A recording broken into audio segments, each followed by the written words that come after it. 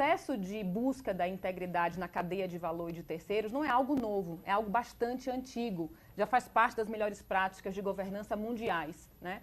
Mas, recentemente, nos últimos anos, principalmente no Brasil, ganhou muito destaque e muita relevância por conta da regulamentação da Lei Anticorrupção brasileira, que no artigo 42, né, o inciso 13, ele é muito específico no que deve ter um programa de integridade para ser eficaz. Então, na avaliação dos programas de integridade, por requerimento legal, tem a exigência de que as empresas passem a fazer due diligence dos seus terceiros, e não só due diligence dos terceiros, mas também fazer o acompanhamento, monitoramento durante o período de relação contratual, o período de relação de parceria. Então, muito facilmente, nós podemos dizer que fazer e buscar integridade na cadeia de valor deixou de ser apenas uma melhor prática de governança corporativa e passou a ser uma conduta, uma ação exigida das empresas para estarem em conformidade com a legislação. E aí, como a gente vai materializar essa parceria, né? Fazendo dois passos importantes. A gente, muitas vezes, quando fala de integridade de terceiros, a gente sempre está olhando o que a gente faz em buscar informações que sejam públicas. É importante, acho que o Edu vai tratar desse assunto, de como fazer essa busca, de como buscar as informações para avaliar a integridade desse parceiro, mas tem um outro pilar que eu gosto sempre muito de ressaltar. É olhar para dentro de casa e avaliar quem está querendo contratar, por quê, aonde, como, faz sentido? Então, muitas vezes, observar o risco da fronteira da empresa para dentro de casa, conhecendo os nossos agentes que deveriam ser de transformação, também é importantíssimo. O que é exigir dentro de uma cadeia de suprimentos, dentro de uma cadeia de fornecimento, nossa cadeia de valor? É ser responsável. O S do ESG não é fazer caridade, doações, né? Como muitas vezes popularmente a gente termina erroneamente ouvindo esse tipo de coisa. Não, é ser responsável socialmente, ser responsável com as nossas pessoas, os nossos agentes de transformação, mas principalmente com os terceiros.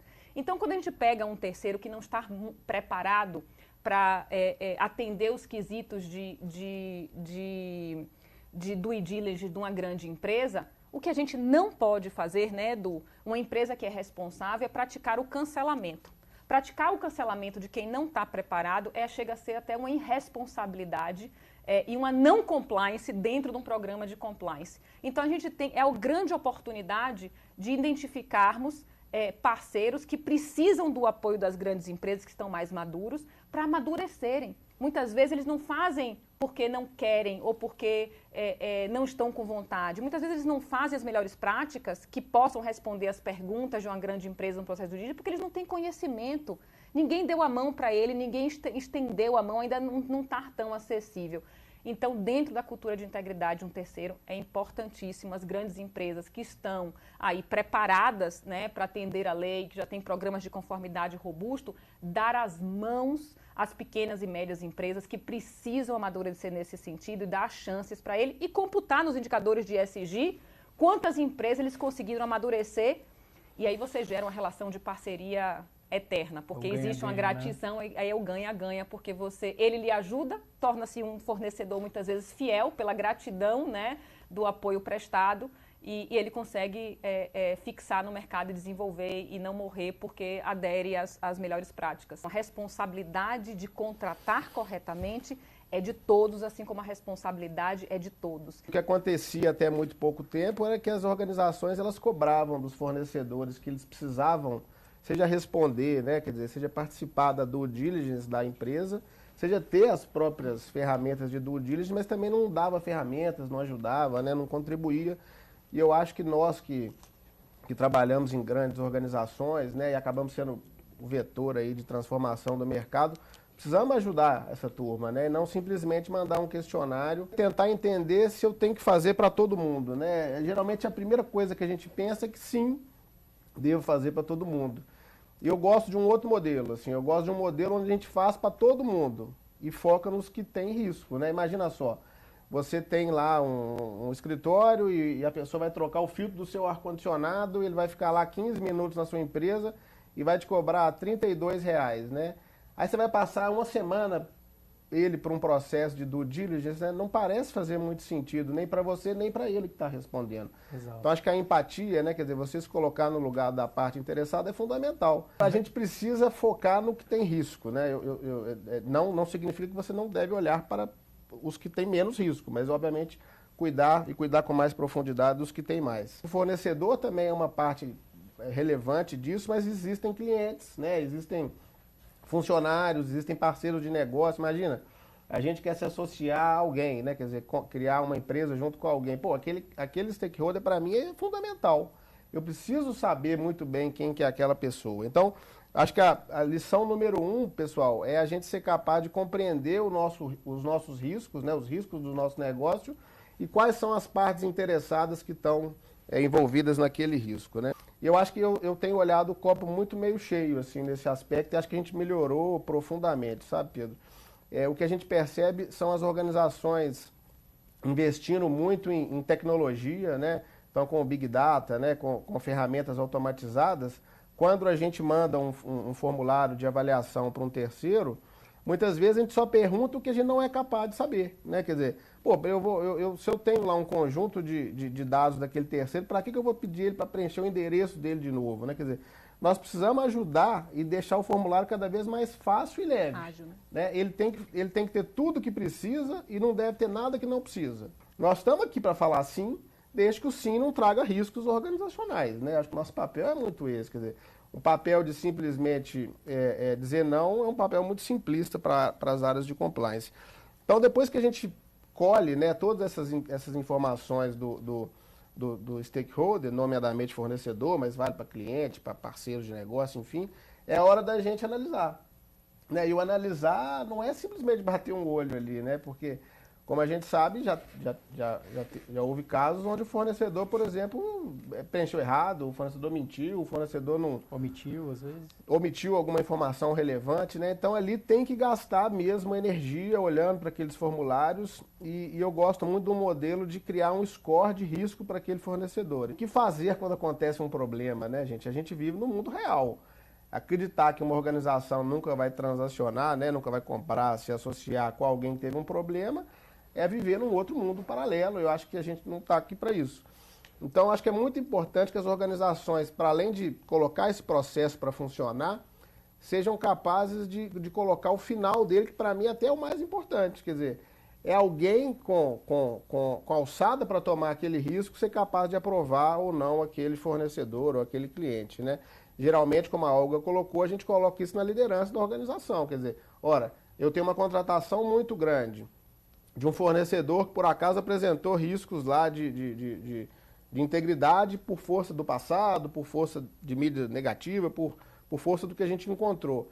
Não é a área de compliance que vai falar não, né? Quer dizer, nós não somos a área de prevenção à venda, pessoal. Nós somos uma área que está lá para ajudar a organização a fazer negócios com baixo risco. A decisão de contratação ou não encerra o primeiro ciclo de um processo de averiguação de integridade na cadeia de valor e encerra um e inicia outro, né? Quando você começa uma relação comercial, você inicia um novo ciclo de averiguação de integridade do terceiro. Obviamente, com a mesma regra que Edu colocou. É para todos? Não. É para um grupo de terceiros que você previamente classifica numa regra definida, individualizada por cada uma das empresas. Aqui, fornecedores, aqui, terceiros, você vai investir em acompanhar, né? Porque a relação ela pode degradar. O mundo de ontem não é o mundo de hoje, não será o mundo de amanhã. As relações, elas também são mutáveis. Então, o acompanhamento de alguns terceiros que podem trazer maior risco para a empresa também é um pilar importante para garantirmos uma cultura de integridade sustentável e de longo prazo. O gestor do contrato que deve ser o principal responsável para garantir que aquele serviço de fato está sendo prestado nas condições que foram previamente estabelecidas, se existe entrega do produto, né, comprado, se no meio do caminho, que é muitas vezes que pode, vamos para as pegadinhas do processo, né? Se faz um processo de entrada lindo e maravilhoso, onde tudo é conspirado para ser aprovado, mas 2, 3 meses depois tem os aditivos, tem as mudanças do contexto contratual. E aí quem está, o gestor como mudança principal, de valores, mudança né? de valor, de escopo. prazo, de escopo, uma série de coisas. Então quem está atuando no front com esse fornecedor é o principal responsável. É para ele que uma área de conformidade vai fazer as perguntinhas cirúrgicas. É uma responsabilidade social o desenvolvimento do mercado, né? De criação de novos players. Isso só aquece e desenvolve a economia e desenvolve o ambiente onde os grandes, as empresas estão. E aí, falando para quem é pequena empresa, pequena e média empresa, não tenham receio de proativamente, pelo coração, pela alma, quando forem contactados por uma grande empresa e não souberem responder, como Edu falou, Andrade Gutierrez tem um canal aberto de comunicação. Neste mesmo canal que uma grande empresa que patrocina uma cultura de integridade existe, usufrua desse canal e mostre sua vontade, seu desejo de evoluir e peça uma mão. Não tenho dúvidas que uma empresa que preza e tem no propósito, na missão, né, algum item de responsabilidade social, com certeza vai estender a mão e vai utilizar todo o conhecimento, capacidade técnica que já está estabelecida e montada no AJF, no Andrade Gutierrez e em outras grandes empresas que já têm isso dentro dos seus ambientes de negócio amadurecido, de estender a mão e ajudar a desenvolver. Se é uma situação onde as empresas pequenas não tiveram nenhum problema, né, de integridade, etc., não pode ser limitante um programa de integridade bem estruturado, né? Até porque a gente sabe que o ponto mais importante de qualquer programa é gente, né? E gente que cria cultura. Se as organizações tirarem todas as empresas, a cultura se perde. Você não consegue encontrar com a cultura no corredor. A cultura é algo que se vive. O que a gente percebeu, Pedro, é que no início desse processo, a gente enviava questionários para os fornecedores, né, e pedia que o fornecedor o respondesse. Ele até deletava, porque na cabeça dele ele já prestava serviço para a organização há bastante tempo, por essa razão ele não precisava passar por um processo de diligenciamento, né? Então, quer dizer, a gente teve que investir muito em comunicação, né? E o comunicar não é falar para você, é falar para o outro, né? Então a gente começou a perceber que a gente mandando um e-mail para ele dizendo prezado fornecedor, por obséquio, por força da lei anticorrupção, tá? Não ia funcionar, porque ele não ia entender, né? Quer dizer, então ele ia deletar só com mais intensidade o seu e-mail. Então nós começamos a perceber que nós precisávamos estreitar os laços e contar para o fornecedor o motivo pelo qual ele estava passando por aquilo. E muitos acreditavam que ele não ia passar pelo fato de ele não ter um programa de compliance, né? E como nós discutimos aqui mais cedo, nós não podemos usar hoje a existência de um programa por exclusão, né? A gente pode usar fatores como dano à imagem, fatores como não cumprimento da legislação, mas o fato dele não ter um código de conduta, na minha opinião, e a gente acabou compartilhando isso aqui, não pode ser exclusão.